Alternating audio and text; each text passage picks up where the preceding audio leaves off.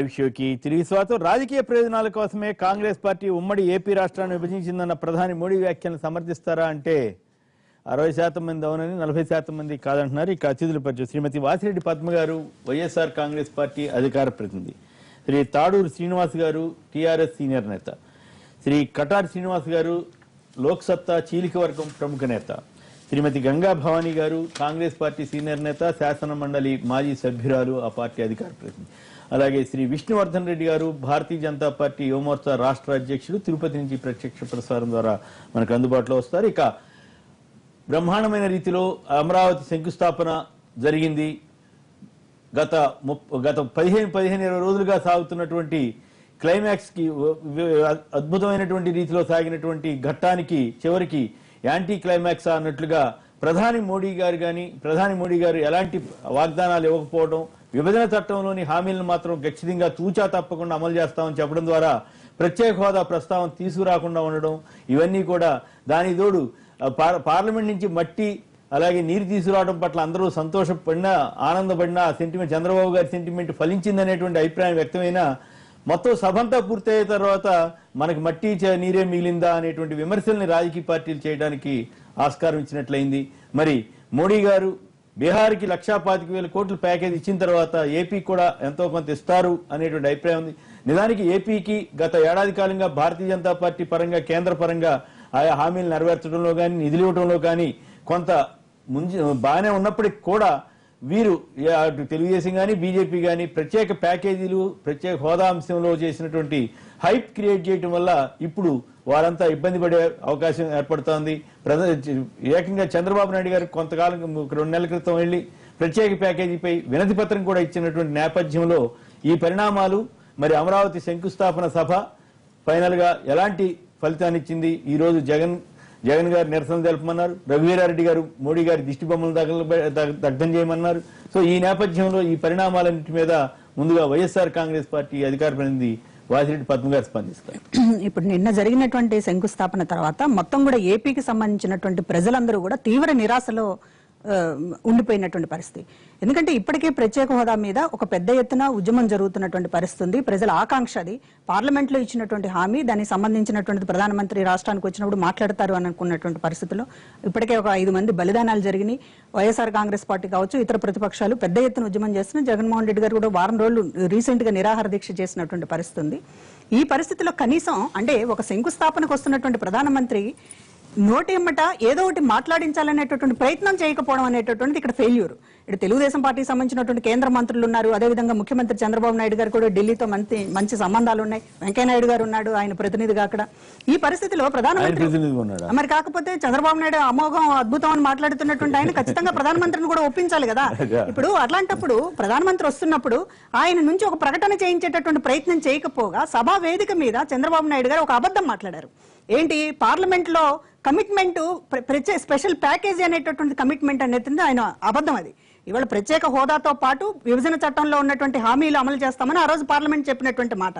ప్రత్యేక హోదా అనేటటువంటిది అసలు చెప్పకపోవడం అనేటటువంటి ముఖ్యమంత్రి అడిగితేనే కదా ఇవాళ ప్రధానమంత్రి దాన్ని అవునంటారా కాదంటారా అనేటటువంటి సెకండరీ ఆస్పెక్ట్. సభలో ఎక్కడ ప్రస్తావన రాకపోగా స్పెషల్ ప్యాకేజీ పార్లమెంట్ కమిట్మెంట్ అనేటటువంటిది ఆయన మాట్లాడినటువంటిది చంద్రబాబు గారు. అది రాంగ్ ఇంటర్ప్రిటేషన్, కావాలని ఒక అబద్ధం మాట్లాడినట్టే లెక్క. ఎందుకంటే ప్రత్యేక హోదా అనేటటువంటిది ఆ రోజు పార్లమెంట్ లో మాట్లాడారు, ఇద్దరు కూడా అంగీకరించారు. 5 ఏళ్లు కాదు 10 ఏళ్లని వెంకయ్యనాయుడు గారు అన్నారు, 15 ఏళ్లు ఉండాలని చంద్రబాబు నాయుడు గారు అన్నారు.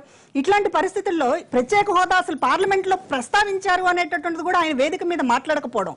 ఈ రోజున ఆయన ప్రధానమంత్రి గారిని ఏం అభ్యర్థించారు, ఇంగ్లీష్ లో మాట్లాడి చివరికి ఒక మాట అభ్యర్థించారు, కానీ చెప్పిందంతా ఏంటి, మట్టి నీరు ఒక గొప్పదనం చెప్పారు, లేకపోతే మరొకటి చెప్పారు తప్ప ఈ రోజున ప్రత్యేక హోదా మీద రాష్ట్రం అట్టుడుకుతోంది అనేటటువంటి ఒక అసెంబ్లీ తీర్మానం చేసింది అనేటటువంటి ఒక కన్వే కూడా చేయకపోతే, ముఖ్యమంత్రిగా అసెంబ్లీ తీర్మానం చేసింది స్పెషల్ స్టేటస్ మీద, రాష్ట్రంలో ఉద్యమం జరుగుతోంది అనేటటువంటిది ముఖ్యమంత్రి ఒక 1,00,000 మంది ప్రజల ముందు ప్రధానమంత్రికి ఒక అప్పీల్ చేయకపోతే ఇక ముఖ్యమంత్రి కాంగ్రెస్ వారు కానీ వెళ్ళి మరి ప్రత్యేక హోదా మీద ఏం చెప్పట్లేదని అక్కడ నిరసన చెప్పి ఉండొచ్చు కదా, మీరు అవకాశాన్ని వదులుకున్నారు కదా. ఇప్పుడు మేము చాలా సార్లు నిరసన వ్యక్తం చేశాం. నిన్న ప్రధానమంత్రి కూడా అపాయింట్మెంట్ కూడా అడిగాము. ఈ సందర్భంగా వస్తున్నటువంటి సందర్భంలో ఆయన గుర్తు చేయాలని, దాని మీద మాట్లాడేటటువంటి ప్రయత్నం చేయాలంటే మా ప్రయత్నం మేము చేసాం. ఓకే, ఇప్పుడు ఢిల్లీలో ఆందోళన చేస్తాం, అదేవిధంగా రాష్ట్ర వ్యాప్తంగా ఆందోళన చేస్తున్నాం, మీకు తెలిసినటువంటిదే. ఇవాళ కూడా అన్ని చోట్ల మోదీ గారు బాబు గారి నిర్వాహకం మీద పెద్ద ఎత్తున నిరసనలు వ్యక్తం చేయాలని కూడా పిలుపునిచ్చాం.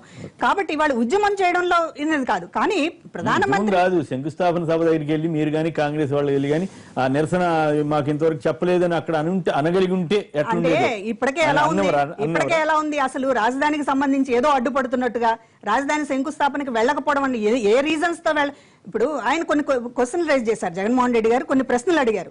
ఏంది భూసేకరణలో అసలు కేంద్రమే రాజధాని కడతానన్నప్పుడు మీరు సింగపూర్ జపాన్ కి సంబంధించినటువంటి ఎందుకు ఒప్పందాలు చేసుకోవాల్సి వచ్చింది అనేటటువంటి క్వశ్చన్ అడిగితే దాని మీద సమాధానం చెప్పకుండా ఈయన మీద బండలేయడం మొదలెట్టారు. ప్రతిపక్ష నాయుడుకు శంకుస్థాపనకు రాడా అనేటువంటి. అట్లాంటిది అక్కడ నిరసన వ్యక్తం చేస్తే మరింతగా ముద్ర వేయడానికి తప్ప ఈ రోజున ఒక శాంతియుతంగా జరగాలని చెప్పి మేము కోరుకున్నాము. ఇప్పుడేంటి మీరంతా రెచ్చగొడుతున్నారని ప్రైమ్ మినిస్టర్ గారు అన్నారు. రెచ్చగొడుతున్నాం అనేది మమ్మల్ని ఉద్దేశించి అనలేదు. తెలంగాణ ఆంధ్రాకి సంబంధించినటువంటి పరోక్షంగా ప్రత్యేక హోదా అనే దాన్ని ప్రస్తావించకుండా ఆయన లేదు. ఆంధ్ర తెలంగాణకి సంబంధించి భావోద్వేగాలు రాజకీయ పార్టీలు రెచ్చగొడుతున్నాయని ఆయన అన్నారు తప్ప ఈ రోజున ప్రతిపక్షంగా మేము రెచ్చగొట్టింది ఏముంది? ప్రత్యేక హోదా అనేటువంటి అసలు ఇచ్చిన మాట ధైర్యం కూడా ఉందా? రెచ్చగొట్టడం ప్రజల్లో ఉన్నప్పుడు ఒకళ్ళు రెచ్చగొట్టాల్సిన దానికి ధైర్యం అక్కర్లేదండి, ధైర్యం అక్కర్లేదు. ఈ రోజున తెలంగాణ రాష్ట్రం ఎట్లా వచ్చిందో అట్లాగే ప్రత్యేక హోదా అనేటటువంటి కూడా ప్రజల డిమాండ్, అది ప్రజలకు సంబంధించినటువంటి ఒక కోరిక అనేటటువంటి ఒకళ్ళు రెచ్చగొడితే వచ్చేటటువంటిది కాదు. ఖచ్చితంగా దీని మీద ప్రత్యేక హోదా మీద ఈ రోజున చంద్రబాబు నాయుడు గారు ఆయనకి ఇష్టం లేదనేటటువంటి మరొకసారి నిరూపించారు. ఇప్పుడు ప్యాకేజీ రావాలని ఆయన కోరుకుంటున్నప్పుడు అక్కడున్న పరిణామాలను బట్టి ఆయన చెప్పలేదు. ఎట్లా పరిణామాలు ఇప్పుడు నిన్న జరిగిన ఇబ్బంది ముందు ఒప్పందం అయ్యారేమో, నేను రావాలంటే నువ్వు దాని గురించి ప్రస్తావించొద్దని చెప్పు. అదేనండి ఒప్పందం. ఏంటంటే కేసీఆర్ గారిని తీసుకొచ్చి కూర్చోబెట్టడమే ఒక గొప్ప విజయం అన్నట్టుగా అక్కడ క్రియేట్ అయింది. ప్రధానమంత్రి మోడీ గారు ఏం చేశారంటే అసలు ఈ కేసు లేకుండా నేను కేసీఆర్ నే తీసుకొచ్చి కూర్చోబెట్టిన తర్వాత ఇక నీకు ప్రత్యేక హోదా అడిగేటటువంటి రైట్ ఏంటన్నట్టుగా నడిచింది. అంతే కదా జరిగింది. ఇద్దరిని చేతులు ఇలా పైకి పెట్టారు. ప్రధాని మోడీ గారు మీ ఇద్దరి మీద రాజీ కుదిర్చాను కదా, ఇంకా చేయాల్సిందే మరి అదే కదా. ఖచ్చితంగా కేంద్రం డైరెక్షన్ ప్రకారం ఇద్దరు కూడా కూర్చున్నారు. నిన్న మాటల్లో కూడా అది స్పష్టమైంది. ఆయన డైరెక్షన్ ప్రకారం చంద్రబాబు గారికి ఆ కేసు లేకుండా, ఓటు కేసు లేకుండా రాజీ చేశారు. రాజీ చేసిన తర్వాత ఈయన అడిగేటటువంటి హక్కు ఎక్కడదన్నట్టుగా మోడీ గారు వ్యవహరించారు. నువ్వు నీరు మట్టి ఇదేదో చాలా గొప్ప కార్యక్రమం అన్నాం కదా, నేను కూడా భాగస్వామ్యం, నేను సైతం అన్నాడు. ఇంకా అయిపోయింది అక్కడ. ఏంటిది? ఇదేమన్నా ఆంధ్ర ప్రజలు ఇంత అవమానిస్తే ఏంటి అసలు? ఆత్మగౌరవం అని మాట్లాడుతూ ఉంటారు మీరు. మొత్తం కూడా ముడుచుకుని కూర్చున్నారు ఈ రోజున తెలుగుదేశం పార్టీ. రైట్, నిజంగానే అది కొంచెం అది మామూలుగా అయితే బాగా స్టేట్మెంట్లు లేదా కామెంట్లు చెప్పేవాళ్ళు, అసలు నిన్నే మాట్లాడలేదు. రైట్, గంగాభవాని గారు మాట్లాడడానికి ముందుగా రంపచోడవరం నుంచి రమేష్ గారు నమస్కారం, మాట్లాడండి సార్. నమస్తే సార్ శ్రీనివాసరావు గారు. నమస్కారం అండి, మాట్లాడండి. అక్కడ ఉన్న పెద్దలందరికీ నమస్కారం. మాట్లాడండి ప్లీజ్. సార్ మేము నిన్న ఉదయం 9 గంటల నుంచి మోడీ గారు మాట్లాడే వరకు టీవీ చూస్తానే ఉన్నాం సార్. ఎక్కడైనా చిన్న ఆంధ్రప్రదేశ్ కి న్యాయమైనటువంటిది ఒక మాటన్నా మోడీ గారు చెప్పారని చూస్తా ఉన్నాం కానీ సార్ ఆఖరిగా మట్టి నీరు వదిలేసి ఆయన వెళ్ళిపోయారు. చాలా బాధాకరం సార్, చాలా బాధాకరం, చాలా అవమానించారండి. కనీసం హోదా కాకపోయినా ప్యాకేజ్ విషయంలో ఒక మాట చెప్పుంటే మాలాంటి యూత్ మనందరం సంతోషించేవాళ్ళం sir. Okay, right right. Gangabhavan గారు మీరే, మీ వాదన ఏంటి? అందరు చూసారా మనోభావాలు. నిన్న పండగ రోజు తప్పకుండా మేము ఎక్స్పెక్ట్ చేస్తాం, మోడీ గారు అంత పెద్ద ఆయన అక్కడి నుంచి వస్తున్నారు, తప్పకుండా ఏదో ఒకటి వరాల జల్లు కురిపిస్తారంటే మా ఆశల మీద నీళ్లు చల్లారు, మా పొట్టలో మట్టి కొట్టారు, మా నోట్లో మట్టి కొట్టినట్టు చేశారు. ఇది ఆ మట్టి నీరు తీసుకొచ్చి. ఇంకొకటి మన అందరికీ గుర్తు, ఆయన పార్లమెంట్లో అడుగు పెట్టేటప్పుడు దానికి దండం పెట్టి లోపలికి వెళ్ళారు. ఆయన ఈ మాట కూడా అన్నారు, పార్లమెంట్ ప్రజాస్వామ్యంలో చాలా పవిత్రమైంది, అక్కడ పవిత్రమైన మట్టిని తీసుకొచ్చి అన్నారు. నేను ఒకటే అడగదలుచుకుంటున్నాను, పార్లమెంట్లో కంటిన్యూ ప్రాసెస్, ఆయన ప్రజాస్వామ్యంలో నిజంగా అది దేవాలయం లాంటిది. అట్లాంటి దాంట్లో మన్మోహన్ సింగ్ గారు 5 సంవత్సరాలు స్పెషల్ స్టేటస్ అంటే కాదు 10 సంవత్సరాలు ఇవ్వాలని వెటరన్ పొలిటీషియన్, పార్లమెంటేరియన్ అయినా వెంకయ్యనాయుడు గారు సభలో అన్నమాట. ఆ రోజు వెంకయ్యనాయుడు గారికి తెలియదండి ఇది స్పెషల్ స్టేటస్కి అర్హత ఉందో లేదో, ఎందుకంటే సీనియర్ మోస్ట్ వెటరన్ పొలిటీషియన్, ఆయనకి తెలియదండి. ఆ తెలియకనే ఆయన సమాధానం అందులో పార్లమెంట్లో మాట్లాడారండి. ఈయన మోడీ గారు పార్లమెంట్ దేవాలయం అన్నారు కదా, దేవాలయంలో జరిగిన మాటని ఆ రోజు వీళ్ళు అక్కడ ఉండి బయటకు వచ్చి ఎన్నికల ప్రచార సభలో 5-10 సంవత్సరాలు మా మోడీ గారు సన్మానం చేయించుకున్న వెంకయ్యనాయుడు గారు 10 సంవత్సరాలు స్పెషల్ స్టేటస్ కావాలని, 10 కాదు 15 సంవత్సరాలు కావాలని చంద్రబాబు నాయుడు గారని, తిరుపతిలో రాజధాని, నా ఢిల్లీ కన్నా మంచి రాజధాని ఇస్తానని వెంకటేశ్వర స్వామి సాక్షిగా ప్రధాని మోడీ గారు, అప్పుడు ఇంకా ప్రధాని కాలేదు, అవుతారని చెప్పి, దానికి తోడు పవన్ కళ్యాణ్ గారు ప్రశ్నిస్తారు ప్రశ్నిస్తా అన్న వ్యక్తి కూడా వీళ్ళు నలుగురు పోయి ప్రజల్ని మభ్యపెట్టి మోసగొట్టి వాళ్ళతోటి ఓట్లు తీసుకుని ఈ రోజు రైట్ ఏమో వెంకయ్య నాయుడు గారు ఉన్నారు, లెఫ్ట్ ఏమో చంద్రబాబు నాయుడు గారు ఉన్నారు, మధ్యలో మోడీ గారు ఉంటే ఇద్దరు ఒక్క మాట కూడా అడగలేదండి. ఆయన కూడానండి, ఆయన కూడా మేము అడుగుతున్నాం, ప్రశ్నిస్తానని అక్కడికి వెళ్ళిపోయాడు, గాయపడిపోయాడు ఆయన. సరేనండి, ఆయన ఒక మాటకు వచ్చి రామోజీరావు గారిని పర్సనల్ గా వెళ్ళి ముఖ్యమంత్రి గారు ఆహ్వానించారు. మరి ఎన్నికల ముందు పవన్ కళ్యాణ్ ఇంటికి వెళ్ళి ఆహ్వానించిన చంద్రబాబు నాయుడు గారు ఇప్పుడేమో ఆయన ఆహ్వానించలేదు. అవమానం జరిగినా కూడా పవన్ కళ్యాణ్ గారు వెళ్ళి ఆ అప్లికేషన్ ఇవ్వాల్సింది పవన్ కళ్యాణ్ అని అనుకుంటున్నారు ఆయన ఫ్యాన్స్. నేనేం అనకట్లేదు. సరే, నాకు అవసరం లేదు, నేనేమి politician, I'm not a cine actor కదా.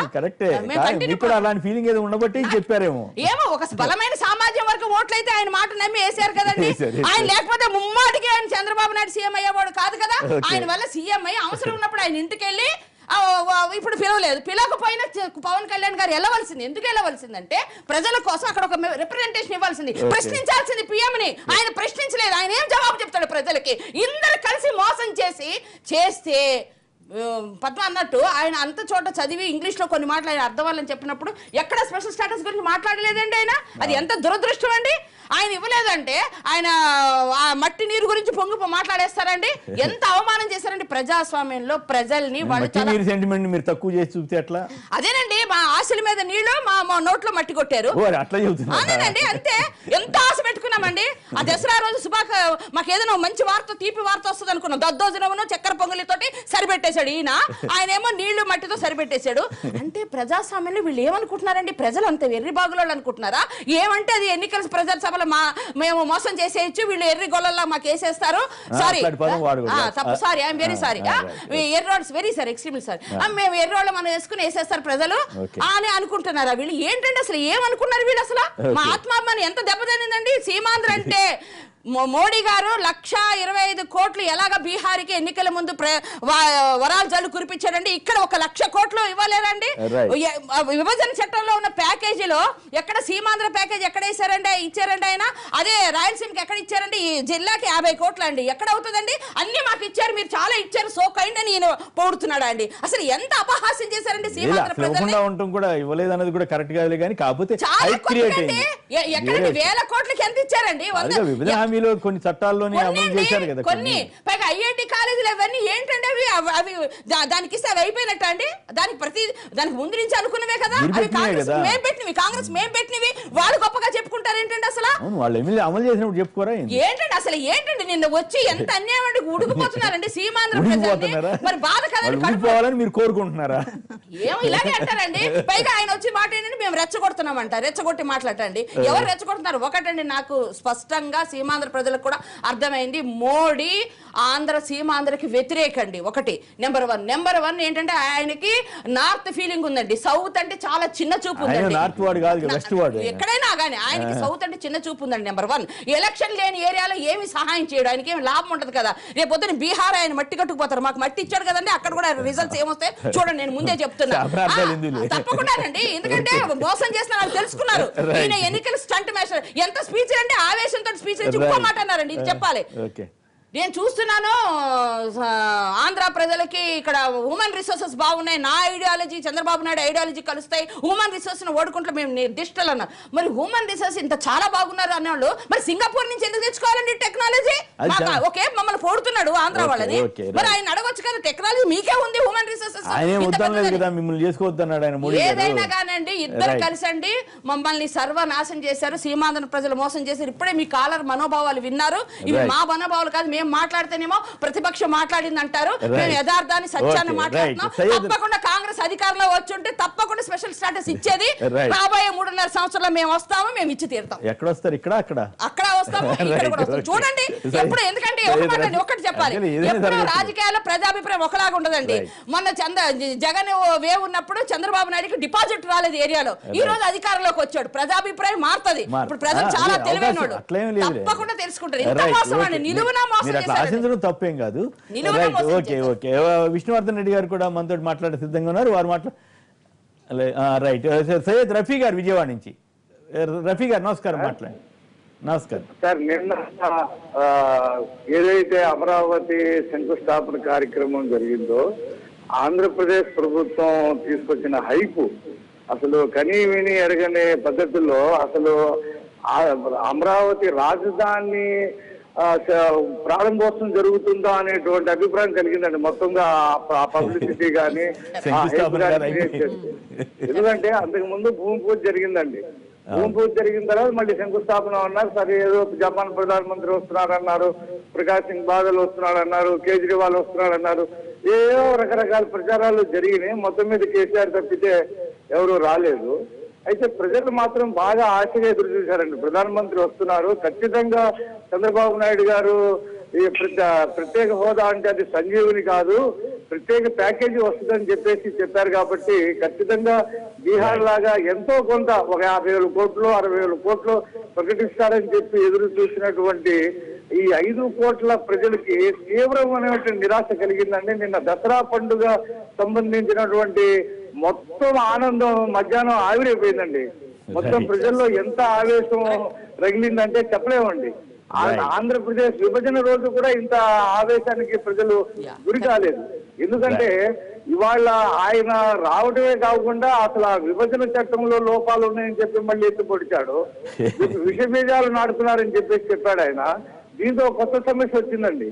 అసలు ఈ ఆంధ్రప్రదేశ్ విభజన చట్టంలో లోపాలు ఉంటే ఇవాళ మీకు పార్లమెంట్ లో ఫుల్ మెజార్టీ ఉంది, మళ్ళీ మీరు కొత్తగా చట్టం చేయండి, ఆ లోపాలన్నీ సరిదిద్దండి, ఆంధ్రప్రదేశ్ కి న్యాయం చేయండి. 7 మండలాన్ని పోలవరంలో నుంచి తీసుకొచ్చి కలిపారు కదా, అలాగే మీరు కూడా మళ్ళీ ఇంకోటి చేయండి.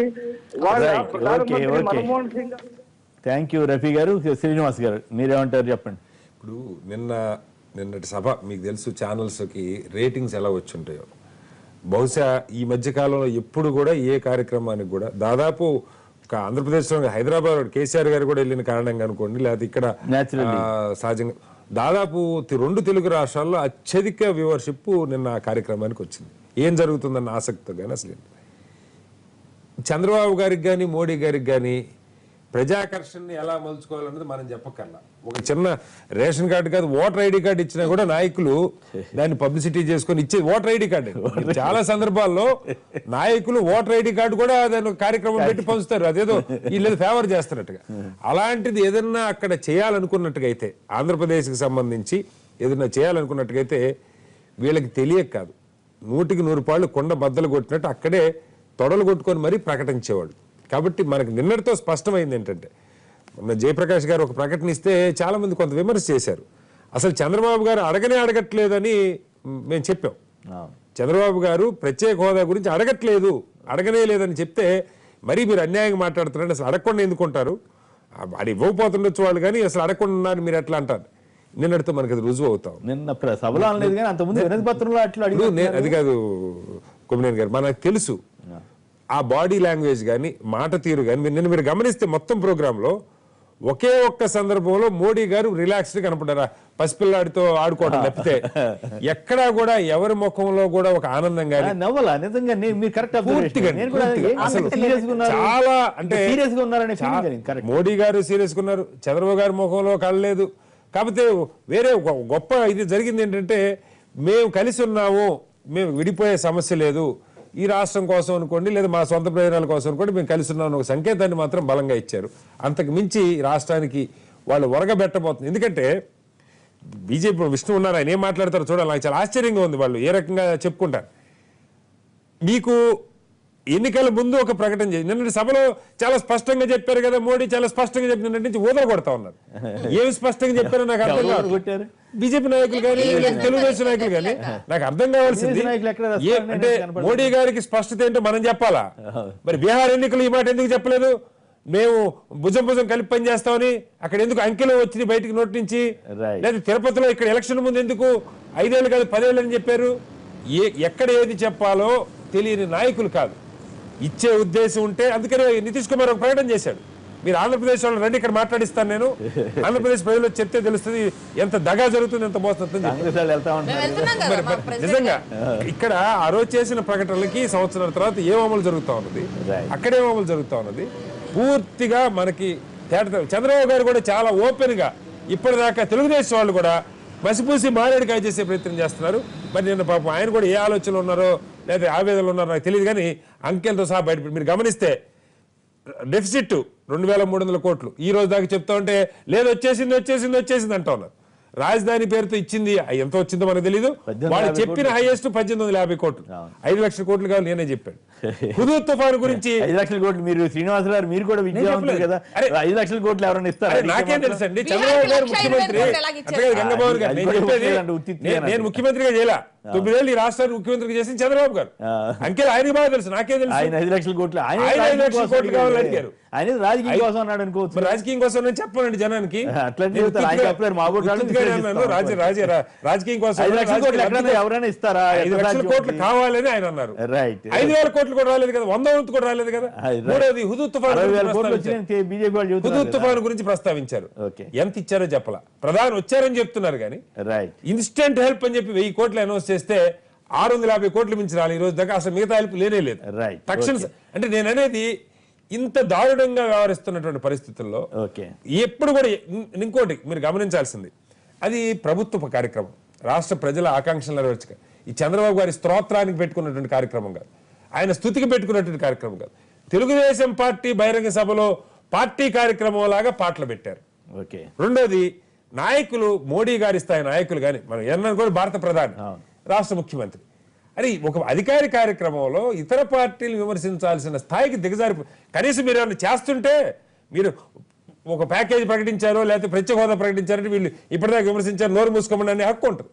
మీరు ఏమీ ప్రకటించకుండా మళ్ళీ ఇతర పార్టీల మీద దుమ్మెత్తిపోస్తూ ప్రజల్ని ఒక్కటిసారి నేను చెప్పదలుచుకుంది, నిన్నటితో చాలా స్పష్టంగా మనకు అర్థమవుతా ఉన్నది, ఈ రాష్ట్రాన్ని వంచదలుచుకున్నారు.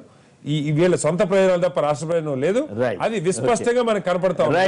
విష్ణు గారు చెప్పండి, శ్రీనివాస్ గారి తర్వాత మాట్లాడడానికి ముందుగా మీరు మాట్లాడండి. విష్ణు గారు ఏమిటి అంత ఘాటుగా మాట్లాడుతున్నారు? మొత్తం ప్రజల ఆశల మీద నీళ్లు దమ్మారని మోడీ గారు, వెంకయ్యనాయుడు గారు, చంద్రబాబు గారు ముగ్గురు కలిసి ముంచేశారని ఇట్లా చెప్తా ఉన్నారు.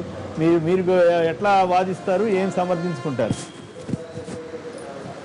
పెద్దలు సి నరసింహరావు గారి తర్వాత చాలా మంది ఈ మధ్య కాలంలో మా కటారి శ్రీనివాసరావు గారు ఇట్లా వాళ్ళందరూ కూడా ఏంటంటే మనసోత్వాన్ని చదివేటువంటి పుస్తకాలు రాసేటువంటి డాక్టర్లుగా తయారైపోయారు. ఎందుకంటే మోడీ గారు నవ్వినారా, ఆయన తలకాయ కిందికి పెట్టుకున్నాడా, పైకి పెట్టుకున్నాడా, లేకపోతే ఎనికి మల్లుకున్నాడా, ముందుకు మల్లుకున్నాడా, అంటే ఎంత వ్యంగ్యంగా మాట్లాడే స్థాయికి దిగజారిపోయారంటే కటారి గారు కూడా లోక్సత్తా పార్టీలో ఉన్నంత వరకు బాగున్నాడు. ఈ మధ్య కాలంలో కటారి గారు కూడా మామూలు క్రింది స్థాయి రాజకీయ నాయకుల కంటే కూడా ఇంకా విభిన్నంగా మాట్లాడుతున్నారు. మీ వ్యక్తిత్వానికి, మీరు ఇన్ని రోజులు మాట్లాడిన దానికి భిన్నంగా ఉంది కటారి గారు. విష్ణు గారు నేరుగా చెప్తున్నది, మీరు జరిగిన అన్యాయం గురించి మాట్లాడండి. అంటే మిమ్మల్ని విమర్శిస్తే మీరు భరించలేకపోతే, నేను మోడీ గారిని ఒక వ్యక్తిగత ఒక మాట అలా, మోడీ గారి వ్యక్తిగత ఒక మాట అలా, ఆయన ముఖంలో నవ్వు లేదు అని చెప్తాను. మీరు కూడా కొంచెం వినండి, వింటున్నా. వింటే నేనేం మాట్లాడేది మీకు అర్థం అవుతుంది. లాంటి వాళ్ళు కొంత న్యూట్రల్ గా రాష్ట్ర అభివృద్ధి గురించి మాట్లాడేటువంటి మనస్తత్వం ఉందని చెప్పి మేము భావించాము. మీరు కూడా అందరు రాజకీయ పార్టీల మాదిరి మేము కూడా బురద చల్లుకుంటాము, బురదలో మునుగుతామంటే రాష్ట్ర అభివృద్ధి కోసం న్యూట్రల్ గా మోడీ గారు బాగా చేశారు అంటే మోడీ గారు బాగా చేశారు, న్యూట్రల్ గా ఉంటామంటే మోడీ గారు అద్భుతంగా చేశారు. స్పష్టత వచ్చిందని చెప్పండి. మీకు స్పష్టత వచ్చిందా విష్ణు గారు? మీకు స్పష్టత వచ్చిందా చెప్పండి. ఒక్క నిమిషం, మీరు ఆశించలేదా? భారతీయ జనతా పార్టీ నాయకులు చెప్పారు కదా 22 ముఖ్యమంత్రి చెప్తున్నారు. కొమ్మినేని గారు, ఎన్టీవీ వేదికను ఇంకో అవసరాలకు వాడుకున్నాను, నేను సిద్ధంగా లేని, ఎవరన్నా వాడుకోవాలనుకుంటే వాడుకోండి, నాకు సంబంధం లేదు. కొమ్మినేని గారు నిన్న భారత ప్రధానమంత్రి ఆంధ్రప్రదేశ్ పర్యటనకు వచ్చారు. మీరు నేను అందరూ ఆశించినట్లుగానే భారత ప్రధాని నోట్లో నుంచి ఏదైనా ఒక వ్యాఖ్య వచ్చిందంటే, మనకు ఎన్నికల సమయంలో తిరుపతి బహిరంగ సభలో ప్రధానమంత్రి గారు ఆంధ్రప్రదేశ్కు తలదన్నేటువంటి ఢిల్లీకి మించిన రాజధాని నిర్మాణం చేస్తానని ఒక ప్రకటన చేశాడు. ఆయన అప్పుడు ప్రధానమంత్రి అభ్యర్థి. మనమందరం కూడా 16 మాసాలు మనం ఇదే ఎన్టీవీ డిబేట్లోన అనేక మంది మీతోటి 100 మంది వాదించారు. ఏమండి ఢిల్లీ కంటే రాజధాని చేస్తానన్నాడు ప్రధానమంత్రి, ఆపద నుంచి కనపడలేదని. ప్రధానమంత్రి హోదాలో భారత మంత్రిగా హుదూద్ తుఫాన్ తర్వాత ఆంధ్రప్రదేశ్కు మొట్టమొదటి పర్యటనకు వచ్చారు. వచ్చిన సందర్భంలో నిన్న మాట్లాడే సందర్భంలో ఆయన ఒక పదం చెప్పాడు. ఏం చెప్పాడంటే, మీరు రాష్ట్ర ప్రజలు ఎవరైతే ఏ విశ్వాసంతో అయితే నన్ను కానీ లేదా తెలుగుదేశం పార్టీని కానీ చంద్రబాబు నరేంద్ర మోడీ జోడీని చూసి మీరు ఓట్లేశారు, మేము మీ కృతజ్ఞులం. ఈరోజు ఈ రాష్ట్రాన్ని అభివృద్ధి చేసేటువంటి విషయంలో ఆంధ్రప్రదేశ్ అభివృద్ధికి సంబంధించిన ఒక రంగం కాదు, అన్ని రంగాల్లో కూడా ప్రతి పాత్రలో కూడా కేంద్ర ప్రభుత్వం యొక్క భాగస్వామ్యం ఉంటుంది.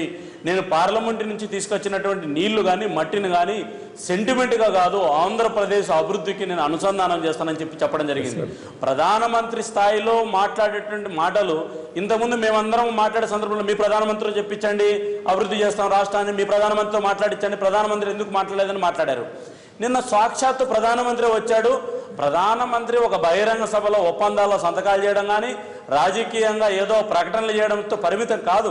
ఆయన చెప్పాడు ఆంధ్రప్రదేశ్ అభివృద్ధిని సమగ్రమైనటువంటి అభివృద్ధి చేసేటువంటి బాధ్యత మాది, కేంద్ర ప్రభుత్వం పూర్తిగా బాధ్యత తీసుకుంటుంది అని చెప్పడం జరిగింది. విష్ణు గారు ఒక ప్రశ్న అడుగుతాను. ఈ రాష్ట్రానికి సంబంధించినటువంటి విషయంలో విభజన చట్టానికి సంబంధించిన విషయంలో ఆగండి, మీ ప్రశ్న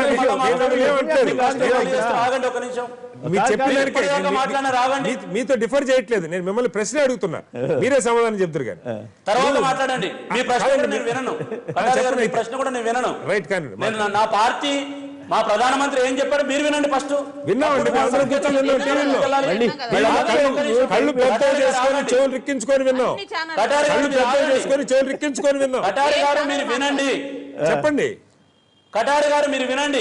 వింటున్నాం సార్, ప్రధాని గారే విన్నాక మీరు చెప్పేది చెప్పండి. విభజన చట్టానికి సంబంధించి ప్లీజ్ వినండి కటారి గారు. విభజన చట్టానికి సంబంధించి కూడా ప్రధానమంత్రి నోటి నుంచి ఓ వ్యాఖ్య చేశారు. ఏమన్నారంటే విభజన చట్టానికి సంబంధించినటువంటి ఎవ్రీ వర్డ్, ప్రతి పదాన్ని కూడా మేము నిర్ణీత కాలం లోపల, నిర్ణీత కాలం ఇంకొకసారి అండర్లైన్ చేసుకోండి. మీకు టీవీలో ప్రధానమంత్రి వ్యాఖ్యలు నెగిటివ్ విషయాలు మాత్రమే వినపడింటాయి. మీకు ఆయన నవ్వలేదు, ఆయన కళ్ళు మూసుకొని ఉన్నాడు, పైకి తలెత్తు చూశాడు, ఇవే కనపడింటాయి. ఎవ్రీ వర్డ్ ఆంధ్రప్రదేశ్ రాష్ట్ర ప్రజలకు ఇచ్చినటువంటి విభజన చట్టంలో కాంగ్రెస్ ఇచ్చినండి, మన్మోహన్ సింగ్ గారు ఇచ్చినండి, నరేంద్ర మోడీ ఇచ్చినండి, ప్రతి ఒక్కటి నిర్ణీత కాలంలో పూర్తి చేస్తామని చెప్పడం జరిగింది. అంటే విభజన చట్టంలో అన్ని పూర్తి చేస్తే మిగిలింది ప్రత్యేక హోదా. ప్రత్యేక హోదాకు సంబంధించినటువంటి విషయం కానీ ప్రత్యేక ప్యాకేజీకి సంబంధించిన విషయంలో కూడా 15 రోజుల క్రిందట అధికారికంగా ప్రధానమంత్రి ఈ యొక్క నీతి ఆయోగ్కు నివేదిక ఇమ్మని చెప్పడం జరిగింది. 15 రోజుల్లో ఇవ్వడం సాధ్యం కాదు. కొత్తగా ఏర్పడిన రాష్ట్రం, ఆ రాష్ట్రానికి అనేక రకాలుగా అభివృద్ధి చేయాల్సినటువంటి అవసరం ఉందని అధికారికంగా ప్రధానమంత్రికి నీతి ఆయోగ్ లేఖ ఇచ్చింది. మీరు హడావుడిగా ప్రకటన చేయడానికి మనకు అవకాశం లేదు, కొంత అధ్యయనం చేయాల్సిన అవసరం ఉంది. ఈ రాష్ట్రాన్ని, ఈ దేశంలో 28 రాష్ట్రాల తర్వాత మరో రాష్ట్రం నూతనంగా ఏర్పడిన రాష్ట్రం కాబట్టి దీన్ని విశ్లేషించాలని చెప్పడం జరిగింది. విభజన చట్టంలో నిర్ణీత కాలంలో అన్ని పూర్తి చేస్తామని ప్రధానమంత్రి అభినందించండి, కానీ తప్పుడు సమాచారాన్ని రాష్ట్ర ప్రజలు అవమానం చేయలేదు. మీరు ఆవేశంగా మాట్లాడినంత మాత్రాన అబద్ధాలు నిజాలు కావు. 2 విషయాలు వినండి, 2 ప్రశ్నలు అడుగుతాను, మీరే సమాధానం చెప్పండి. మొట్టమొదటిది, నిన్న మోడీ గారి ప్రసంగంలో నేను చంద్రబాబు గారు ఈ రాష్ట్ర అభివృద్ధి కట్టుబడి ఉన్నాం, ఢిల్లీ లాంటి రాజధాని నిర్మిస్తామని చెప్పిన దానికి సంతోషపడమని మీరు అంటూ ఉన్నారు. ఇదే మోడీ గారు బీహార్లో కూడా ఇలాగే మాట్లాడితే మేము సంతోషపడి ఉండేవాళ్ళం, లేదు తిరుపతిలో కూడా ఇదే మాట్లాడితే మేము సంతోషపడి ఉండేవాళ్ళం. మీరు చెప్పినప్పుడు విన్నాను కదా, పద్ధతి కాదు. మీరు చెప్పినప్పుడు విన్నాను నేను. ఆ ప్రశ్న పూర్తయిన తర్వాత మీరు మాట్లాడండి. మొట్టమొదటి ప్రశ్న, తిరుపతిలో గాని బీహార్లో గాని ఇదే రీతిలో మాట్లాడి ఉంటే అంకెలు, సంవత్సరాలు, 1,25,000 కోట్లు అక్కడ, లేకపోతే 10 సంవత్సరాలు ప్రత్యేక హోదా 5 సార్లు 10 సార్లు అని చెప్పి ఇక్కడ అక్కడ ఎంత కావాలని వేలం పాటలాగా అంకెలు మాట్లాడకుండా కేవలం నా ముఖం చూసి నా మీద నమ్మకం ఉంచి ఓట్లు అడగండి అని ఉంటే దానికి ఒక మీనింగ్ ఉండేది. మొదటిది. రెండవది, మీరు చెప్తా ఉన్నారు ఆయన చాలా బాగా చెప్పారు, వీళ్ళకి అక్రమంగా వంకరగా కనపడుతుంది. మనం చెప్పేదానిలో ఇప్పుడు మీరు జరిగింది ఇందాక ఎవరల్లా బీజేపీ వాళ్ళు అన్నారు, మీ రేపు ప్రధాని వస్తుంటే ఇక్కడ లోక్సత్తా కావచ్చు, లేకపోతే వామపక్షాలు కావచ్చు, వైకాపా కావచ్చు, వీళ్ళంతా అనవసరంగా ఆర్భాటం చేస్తా ఉన్నారు. ప్రధాని ప్రకటన చేస్తే దాన్ని క్లెయిమ్ చేసుకోవడం చేస్తున్నారు చెప్పి మీరే అన్నారు. అనేక మంది బీజేపీ నాయకులు ఈ రాష్ట్ర ప్రజల మైండ్ సెట్ ని సెట్ చేసే ప్రయత్నం వెంకయ్యనాయుడు గారు మీరు చేస్తా ఉన్నారు. ఒక నిమిషం, వెంకయ్యనాయుడు గారు 2 రోజుల ముందు ముఖ్యమంత్రి మాట్లాడిన సంజీవిని మాట మీద పెద్ద ఎత్తున దుమారంగా విమర్శలు వస్తే కూడా జంకు బంకు లేకుండా మళ్ళా వెంకయ్యనాయుడు గారు ప్రత్యేక హోదా సంజీవిని కాదు అని మళ్ళా నిన్న ప్రధాని వచ్చే ముందు రోజు మాట్లాడారు. దీని సంకేతాలు ఏంటో మీరు చెప్పాలి. మీరు అసలు మాట్లాడాలి. శ్రీనివాస్ గారు మాట్లాడాను ముందుగా గుంటూరు నుంచి సుబ్బారావు గారు ఒక లైన్ లో ఉన్నారు. సుబ్బారావు నమస్కారం, మాట్లాడారు. నమస్కారం అండి. నమస్కారం అండి, మాట్లాడారు. అక్కడ కూర్చున్న ప్రజలందరికీ నమస్కారం. నమస్కారం. సరే, మిగిలిన రాజకీయ పార్టీల యొక్క ఎవరిని కూడా అంగీకారం అనేది లేకుండా దాదాపు 400 రూపాయలు ప్రజల సొమ్ము ఖర్చు పెట్టిందన్న ఒక ఈవెంట్ లాగా జరిపారు. 400 కోట్లు బ్రదర్. రేపొద్దున ఒక ప్రజలకి అనుకూలమైనటువంటి రాజధాని కడతారనేటువంటి నమ్మకం లేదు. అటువంటి పరిస్థితుల్లో ఎవరైతే ఈ ఇతర ప్రతిపక్ష నాయకులు వీళ్ళందరూ ఎవరున్నారో కాంగ్రెస్ కానీ వైఎస్ఆర్సీపీ కానీ మిగిలిన పార్టీలు అందరూ కూడా ఏకదాటి మీద నడిచి ఈ నియంత్రిత పోకడని ఆదుకుంటారని గంగాభవాని గారు, అక్కడ కూర్చున్నటువంటి శ్రీనివాసరావు గారు, వాళ్ళందరినీ కూడా మేము ఆశిస్తున్నాం సార్. తప్పకుండా తప్పకుండా తప్పకుండా. శ్రీనివాస్ చెప్పండి. అక్కడ పరిణామాల మీద అవును, కేసీఆర్ గారు వెళ్ళారు కదా, శుభాకాంక్షలు చెప్పారు కదా, పర్వాలేదు. మీకేమనిపించింది ప్రైమ్ మినిస్టర్ గారి స్పీచ్? మేము అగ్నిలో ఆజ్యం కాదలుచుకోలేదు, దాంట్లో అవసరం లేదు. ఓహో, మొత్తమే మారిపోయింది, స్వరం మారిపోయింది, వైఖరి మారిపోయింది. అంటే అగ్నిలో ఆజ్యం కాదలుచుకోలేదు. ఒకటి నేను ఏమంటున్నానంటే పునర్విభజన చట్టం కనుక అమలు పరచాలని ఒక చట్టం ఆయన ప్రైమ్ మినిస్టర్ గారు మాట్లాడినారు, రాజకీయ ప్రయోజనాల కోసం విభజన జరిగింది అన్నారు. పునర్విభజన బిల్లులో ఉన్నటువంటి ప్రతి అంశాన్ని మేము అమలు పరుస్తాం అనే దాని మీద నేను ఒక కామెంట్ ఏంటంటే, దాంట్లోనే ఉంది కమల్నాథన్ కమిటీ. ఒక సైంటిఫిక్గా రీసెర్చ్ చేసి వాడవాడన తిరిగి జిల్లా తిరిగి ఏ రకంగా ఉంటే బాగుంటుంది, ఎన్ని వేల కోట్లతో నిర్మిస్తే బాగుంటుంది అనేది రిపోర్ట్ ఇవ్వడం జరిగింది. అది పునర్విభజన బిల్లు చట్టంలోని అంశమే. మరి ఆ రిపోర్ట్ ఎక్కడ పోయిందో, నిన్న ఆయన ఆ మీటింగ్కి ఎందుకు రాలేదో, ఒక సైంటిఫిక్గా ఎందుకు దీని మీద చర్చ జరగట్లేదో, మరి ఏ రకంగా పోతుందో మనం చూస్తున్నాం. రెండోది ఏంటంటే, మనం ఒక కేంద్ర ప్రభుత్వాన్ని కనుక మనం ఆశించి అక్కడ నుండి ఫలితాలను సాధించాలంటే కొంతవరకు మనం మన ప్రొటెస్ట్ కనిపించాలి. అవి ఏ ప్రొటెస్ట్ చేయకుండా వస్తాయి అనుకోవడం మాత్రం తప్పే అవుతుంది. రెండోది ఏంటంటే మనం ఉద్యమము ఒక రిజల్ట్ ఓరియంటెడ్ ఉద్యమం ఉండాలి అనుకుంటారు. వీరు ఆ ఇష్యూ వీరు ఒక వ్యాఖ్య చేశారు, దానికి సమాధానం చెప్పండి. మోడీ గారు ఇద్దరి మధ్య రాజీ చేశారని అంటున్నారు, ఎంతవరకు వాస్తవం? పద్మ గారు చేసిన ఆరోపణతో ఏకీపిస్తారా? కేంద్ర ప్రభుత్వంతో కేంద్రం కాదు, మోడీ గారు రాజీ చేశారంట కదా. ఒకటి మీరు చూసారు, ఆ రోజు యూపీఏ ప్రకటన చేసింది, చిదంబరం గారు ప్రకటన చేశారు. ఆనాడు ప్రైమ్ మినిస్టర్ కూడా కాదు, పార్లమెంట్ లో కూడా చేయలేదు, బయట ప్రెస్ మీట్ పెట్టి చేశారు. మరి మేము ఫలితాన్ని ఒక రాష్ట్రాన్ని సాధించుకున్నాం కదా. ఏ రకంగా ప్రత్యేక రాజీ చేశారని వారు చెప్తున్నారు, వాస్తవానా అనేది పాయింట్. రాజు ఏ విషయంలో అవుతుందని చెప్పండి. విషయంలో అడగాల, విద్యుత్ విషయంలో మాకు రాజీ కావాలా? సమస్యలు ఉన్నాయి, సమస్యలు లేవనేది, సమస్యల మీద రాజీ పడతాం అనేది టీఆర్ఎస్ పార్టీకి అటువంటి అలవాటు లేదు. సమస్యల్ని మేము ఏ రకంగా సాధించుకోవాలనో మీ ఇబ్బంది నాకు అర్థమైంది. రాజకీయ ప్రయోజనాల కోసమే కాంగ్రెస్ పార్టీ ఉమ్మడి రాష్ట్రాన్ని విభజించిందన్న, ఉమ్మడి ఏపీ రాష్ట్రాన్ని విభజించిందన్న ప్రధాని మోడీ గారి వ్యాఖ్యలను సమర్థిస్తారా అంటే 62% మంది అవునని, 35% మంది కాదన్నారు. ఇప్పుడు వచ్చిన విరామం తర్వాత లైవ్ షో కొనసాగుతుంది.